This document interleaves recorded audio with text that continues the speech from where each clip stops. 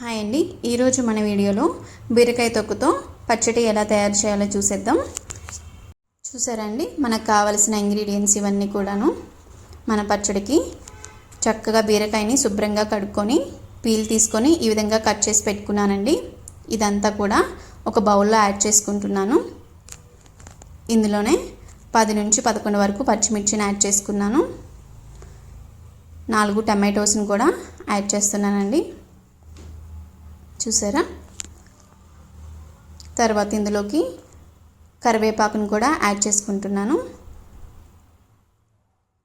ఇప్పుడు ఇందులో కొంచెం 1 టేబుల్ స్పూన్ వరకు మనం జీలకర్రను కూడా యాడ్ చేసుకుందామండి.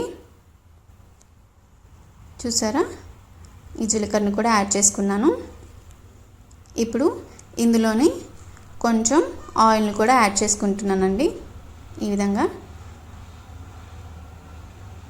2 నుంచి 3 టేబుల్ స్పూన్ల వరకు ఆయిల్ని యాడ్ చేసుకుంటున్నాను. చూసారా, ఈ విధంగా ఆయిల్ని కూడా యాడ్ చేసుకొని ఇప్పుడు ఇదంతా కూడా మనం స్టవ్ మీద పెట్టేసుకొని మీడియం ఫ్లేమ్ మీద మనం కుక్ చేసుకుందామండి. చూసారా,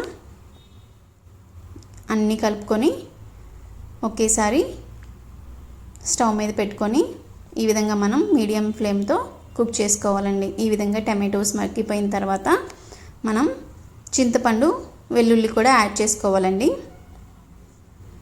ఇప్పుడు నేను ఈ పచ్చడికి గ్రైండ్ చేయడానికి ముందుగా మిక్సీ జార్లో 1.5 టేబుల్ స్పూన్ వరకు నేను కల్లుప్పు యాడ్ చేస్తున్నానండి. మన టేస్ట్కి సరిపడా చూసి మనం యాడ్ చేసుకుందాం సాల్ట్. అందులోనే 6 నుంచి 7 వరకు వెల్లుల్లి రెబ్బలు కూడా యాడ్ చేసుకుంటున్నాను.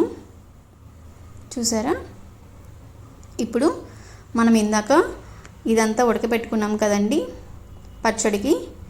ఈ బీరకాయ తొక్కు, టమాటోస్ ఇవన్నీ మంచిగా మగ్గిపోయినాయి కదండి. సో ఇదంతా కూడా మంచిగా ఇప్పుడు గ్రైండ్ చేసుకుందాం. మిక్సీలో వేసుకొని అంతా ఒకేసారి వేసేసుకొని మనం గ్రైండ్ చేసుకుందామండి. చూసారా, ఈ విధంగా మనం పచ్చడి రెడీ అయిపోయింది. లాస్ట్లో మనం పోపు వేసుకుని పచ్చడిని సర్వ్ చేసుకుని తింటే చాలా బాగుంటుందండి.